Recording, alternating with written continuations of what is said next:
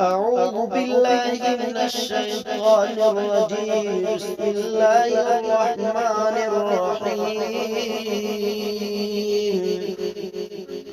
القارعة ما القارعة وما أدراك ما القارعة يوم يكون الناس كالفراش المبثوث وتكون الجبال كالعهن المنفوش فأما من ثقلت موازينه فهو في عيشة راضية وأما من خفت موازينه فأمه حاوية وما أدراك ما هي نار حامية.